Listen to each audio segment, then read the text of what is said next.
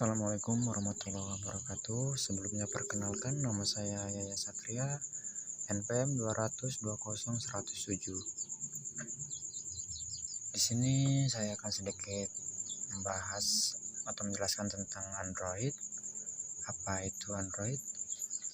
Android adalah sistem operasi berbasis Linux yang dirancang untuk perangkat bergerak layar sentuh seperti telepon pintar dan komputer tablet.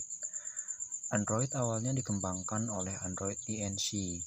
dengan dukungan finansial dari Google yang kemudian membelinya pada tahun 2005. Adapun fungsi dari Android yaitu untuk mengelola sumber daya perangkat seperti memori disk, mengeksekusi aplikasi dan software, menampilkan user interface. Adapun sejarah perkembangan Android. Awalnya Android dibuat sebagai pendukung perangkat kamera digital supaya terhubung langsung dengan internet. Namun karena pangsa pasar tidak terlalu besar, maka selanjutnya Android dikembangkan dalam perangkat mobile. Sementara pada saat itu keberadaan Symbian dan Windows Mobile adalah sebagai pemeran utama. Android pertama dikembangkan pada tahun 2003 oleh Andy Rubin dan kawan-kawan. Kemudian sebuah perusahaan besar di Palo Alto, California yang kemudian dipinang oleh Google pada tanggal 17 Agustus 2005. Di bawah naungan Google, Android menghilang dan tidak melahirkan apapun sampai pertengahan tahun 2008 hingga pada 22 Oktober 2008. HTC Dream diluncurkan sebagai ponsel seluler komersial pertama yang berbasis Android. Kemudian di sini saya akan sedikit menjelaskan tentang struktur project Android Studio. Yaitu di sini terdiri dari 4, ada Manifest, Java, REST, dan Gradle. Jadi untuk yang pertama yaitu Manifest, merupakan folder pertama Manifest yang berisikan file Android Manifest XML. File ini berisikan komponen dari aplikasi seperti activity, service, user permission, contact provider, dan lain-lain. Kemudian yang kedua yaitu Java. Folder kedua yaitu Java yang berisikan file-file yang berisi perintah-perintah,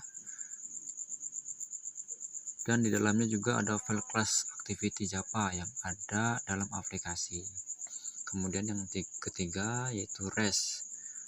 Folder ini berisi drawable, layout, map, dan values.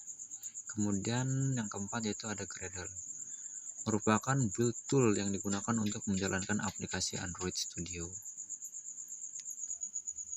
Kemudian di sini ada jenis-jenis layout pada Android Studio. Yang pertama yaitu linear layout. Linear layout ini berfungsi untuk mensejajarkan semua child view-nya dalam satu arah, secara vertikal maupun horizontal. Kemudian yang kedua yaitu ada relative layout. Relative layout ini dia penataannya yang menempatkan widget-widget di dalamnya seperti layar, sehingga sebuah widget dapat berada di atas atau di bawah widget lainnya. Jadi relative layout ini bisa diartikan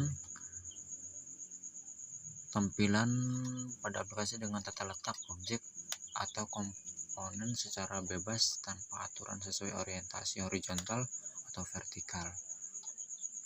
Kemudian yang ketiga jenis layout dalam Android Studio yaitu ada constraint layout.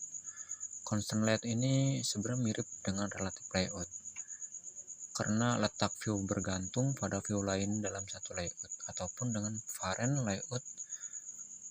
Contohnya di relative layout kita bisa meletakkan sebuah view di atas, bawah, atau samping view lain. Kita juga dapat mengatur posisinya berdasarkan variant layout menggunakan tag seperti center vertikal, elegant front button, dan lain-lain.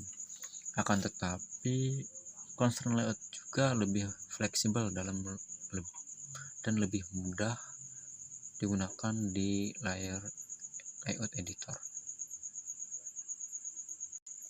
Kemudian yang keempat ada frame layout. Frame layout adalah layout yang biasa digunakan untuk membuat objek yang saling bertindihan. Contohnya yaitu membuat button di atas image, atau lebih jelasnya. Kemudian yang kelima yaitu ada tabel layout. Tabel layout ini biasa digunakan untuk membangun user interface atau tampilan antarmuka aplikasi Android dengan berdasarkan baris dan kolom. Tabel layout kemudian terdiri dari row atau baris, kemudian kolom. Dan ini ada implementasi aplikasi sederhana yang udah saya buat, contoh dari pemrograman Android Studio dan beberapa widget yang sudah saya coba, seperti